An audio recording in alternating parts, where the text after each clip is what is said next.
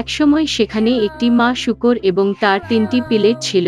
৩ ভাই একই উচ্চতা, গোল, গোলাপি একই মজার লেজ সহ। সমস্ত গ্রীষ্মে শূকরগুলি সবুজ ঘাসে খেলেন, রোদে পোড়ায়, পদে ফোরায়। তবে তখন শরৎ এসেছে। একদিন আমার মা বলেছিলেন তাদের শীতকাল নিয়ে চিন্তাভাবনা করার সময় এসেছে। তিনি তাদের একটি বড় বাড়ি তৈরি করতে বলেছিলেন। ছোট ভাই বলেছিলেন শীত এখনো অনেক দূরে। মাঝ ভাইটি বলেছিলেন যে প্রয়োজন হলে তিনি নিজের বাড়ি তৈরি করবেন এবং বড় ভাই নিজেই বাড়িটি তৈরি করার সিদ্ধান্ত নিয়েছে। ছোট এবং মাঝের ভাইয়েরা তাদের গেমস খেলা ছাড়া কিছুই করেনি। এটি প্রতিদিন আরও বেশি ঠান্ডা হয়ে উঠেছে। ছোট ভাই খড়ের বাইরে বাড়ি তৈরির সিদ্ধান্ত নিয়েছে। মাঝ ভাইটি ভেবেছিল শীতে খড়ের ঘরে খুব ঠান্ডা লাগবে।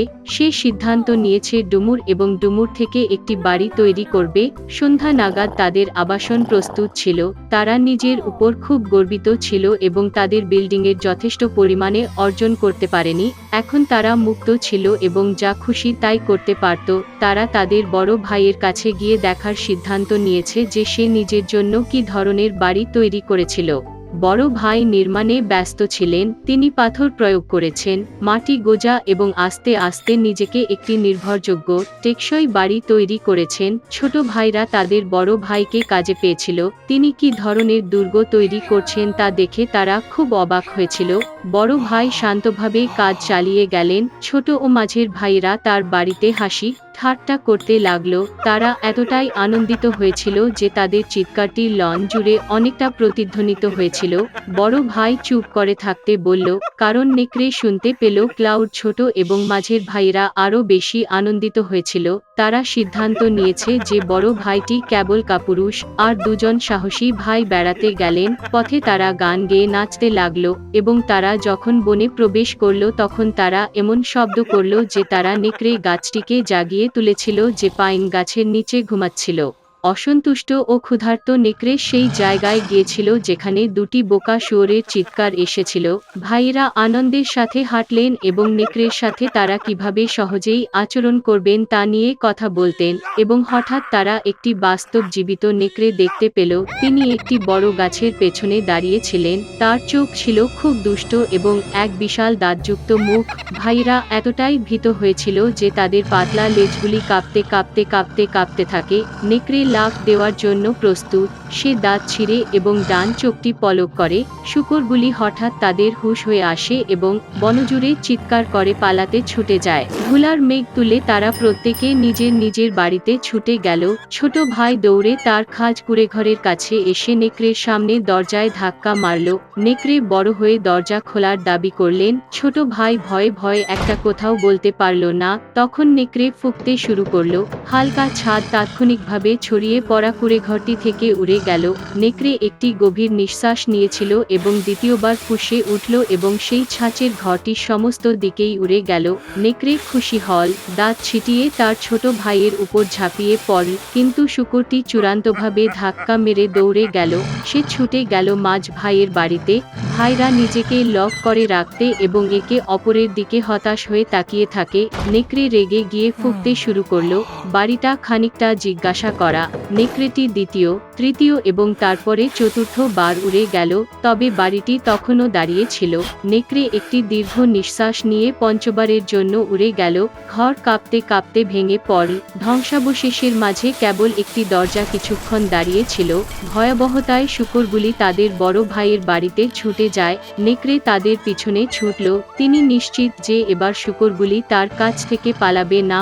শূকরগুলি দ্রুত, এমনকি বড় আপেল গাছটিকে আঘাত না করে দ্রুত পেরিয়ে যায়। আর নেকড়ে ঘুরতে এবং আপেল গাছটিকে আঘাত করার সময় পেল না, যা তাকে আপেল দিয়ে কভার এঁকে রেখেছে।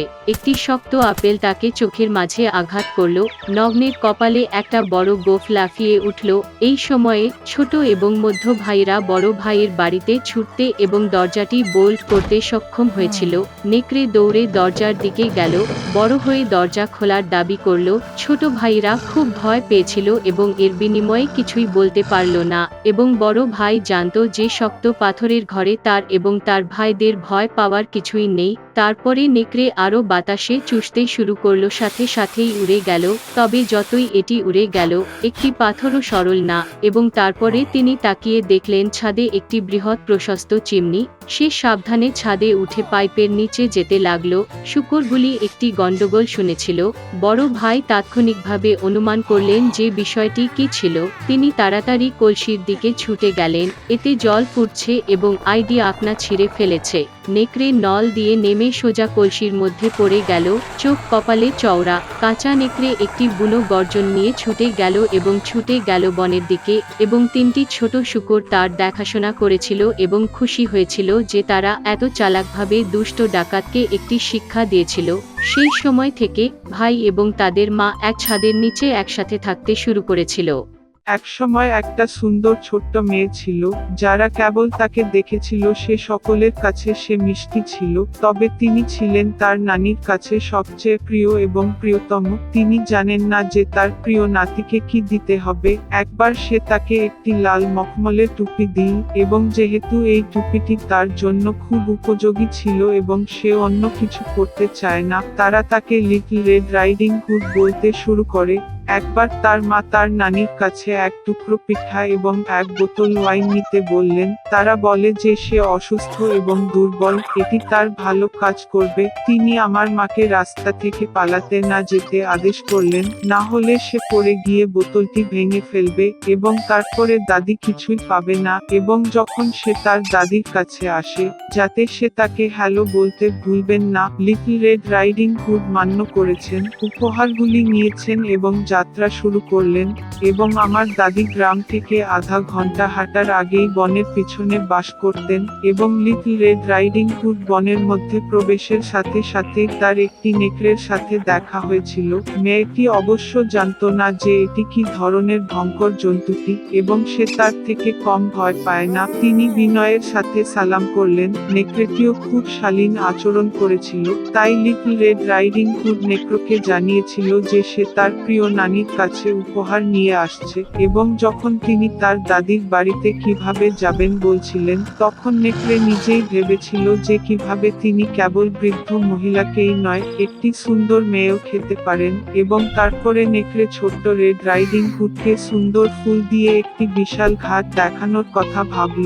লিটল রেড রাইডিং হুড অনেক বিস্ময়কর ফুলের দিকে তাকানোর সাথে সাথে ভেবেছিল যে ঠাকুমারিকে এক নতুন গুচ্ছ ফুল এনে দেওয়া ভালো হবে, কারণ এটি তাকেও খুশি করবে। হ্যাঁ, এবং পাশের রাস্তা থেকে দৌড়ে গিয়ে ফুল সংগ্রহ করা শুরু করে, একটি ফুলকে সামান্যভাবে বাছাই করা। অন্যজন যেমন তাকে ইশারা দেয়, এটি আর ভালো এবং সে তার পরে চলবে, এবং তাই এটি বনের গভীরতায় আরো এবং আরো এগিয়ে গেছে। আর নেকড়ে সোজা দাদির বাড়ির দিকে ছুটে এসে দরজায় নক করলো। দাদি জিজ্ঞাসা করলেন কে আছে, এবং নেকড়ে একটি পাতলা কণ্ঠে উত্তর দিল যে এটি লিটল রেড রাইডিং হুড, যিনি পাই এবং ওয়াইন নিয়ে এসেছিলেন। বৃদ্ধ মহিলা বিশ্বাস করলেন এবং ল্যাচ টিপে টিপতে প্রবেশ করার আদেশ দিলেন। নেকড়ে টিপো টিপো, দরজা খোলা গেল, আর দৌড়ে গেল তার দাদির কুঁড়ে ঘরে। আমি ছুটে এসে দাদির বিছানায় গিয়ে তা একবারে গিলে ফেললাম। তারপরে তিনি তার নানির পোশাক এবং তার ক্যাপটি তার মাথায় রেখে বিছানায় গিয়ে অপেক্ষা করলেন। এদিকে লিটল রেড রাইডিং হুড দৌড়ে এসে ফুলের পিছনে ছুটল, এবং যখন সে তার সাধ্যমতো অনেকগুলি পেয়েছিল, তখন সে আবার তার দাদির কথা স্মরণ করে তার বাড়িতে গিয়েছিল। তিনি খুব অবাক হয়েছিলেন যে দরজাটি প্রশস্ত ছিল, এবং যখন সে ঘরে উঠল তখন সে তার দাদির কাছে ডাকল, কোনো উত্তর ছিল না। নাতনি বিছানায় উঠে এসে দেখল দাদি শুয়ে আছেন, এবং তার ক্যাপটি তার নাকের উপর টানলেন, এবং এটি খুব অদ্ভুত বলে মনে হয়েছিল।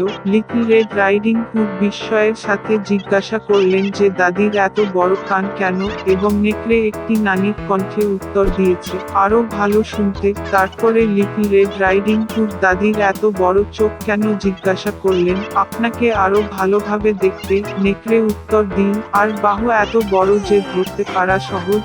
এবং যখন লিটল রেড রাইডিং হুড নেকড়ের মুখটি দেখেছিল এবং কেবল জিজ্ঞাসা করেছিল যে দাদির কেন এত নোংরা বড় মুখ আছে। নেকড়ে তার উপর ঝাঁপিয়ে পড়েছিল, আর্তনাদ করে, তাই আমি আপনাকে খেতে পারি। এবং কিভাবে তিনি কম্বলের নিচে থেকে লাফিয়ে বেরিয়ে গেল এবং দরিদ্র মেয়েটিকে গ্রাস করলেন।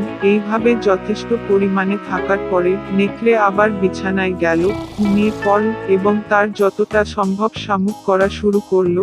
এমন সময় একজন শিকারী ঠাকুরমার বাড়ির পাশ দিয়ে যাচ্ছিল, শামুক শুনছিল এবং ভাবছিল যে বৃদ্ধা মহিলার এমন কিছু হয়েছে যা সে এত ঘৃণা করছিল। সে ঘরে উঠল, বিছানায় গিয়ে দেখলো নেকড়ে সেখানে ঘুমিয়ে আছে এবং তিনি এই ভিলেনকে দীর্ঘদিন ধরে শিকার করছেন। তিনি তাকে বন্দুক দিয়ে হত্যা করতে চেয়েছিলেন, কিন্তু এটি ঘটেছিল যে নেকড়ে সম্ভবত তার দাদিকে গ্রাস করেছে এবং সে এখনো বাঁচাতে পারে। সে কারণেই সে গুলি করল না, বরং তার নেকড়ে মুখটি প্রশস্তভাবে খুলল এবং সেখানে একটি লাল ক্যাপ ঝলকানো দেখল।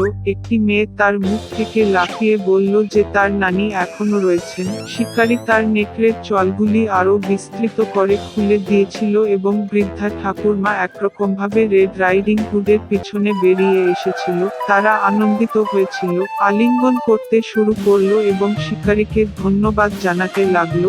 তারা চতুর নেকড়ে একটি পাঠ শেখানোর সিদ্ধান্ত নিয়েছে। তারা যত তাড়াতাড়ি সম্ভব বড় পাথর বয়ে নিয়ে এলো, নেকড়েদের মুখ এবং পেটের মধ্যে এটি স্টাফ করে এবং তাকে উঠোনে নিয়ে গেল। নেকড়ে যখন ঘুম থেকে জেগে উঠল, তখন সে শিকারীটিকে দেখতে পেল এবং পালাতে চলেছিল, কিন্তু পাথরের বোঝা বহন করতে না পেরে সে মাটিতে পড়ে গেল। এই তিনটিই আনন্দিত যখন নেকড়ে উঠে তার ভারী পেটটি সবে অন্ধকার জঙ্গলে টেনে নিয়েছিল। তারা আর তাকে আর দেখেনি। এইভাবে তারা চতুর নেকড়ে একটি পাঠ শিখিয়েছিল এবং লিটল রেড রাইডিং হুড সিদ্ধান্ত নিয়েছিল যে সে আর কখনো মায়ের আদেশ অমান্য করবে না।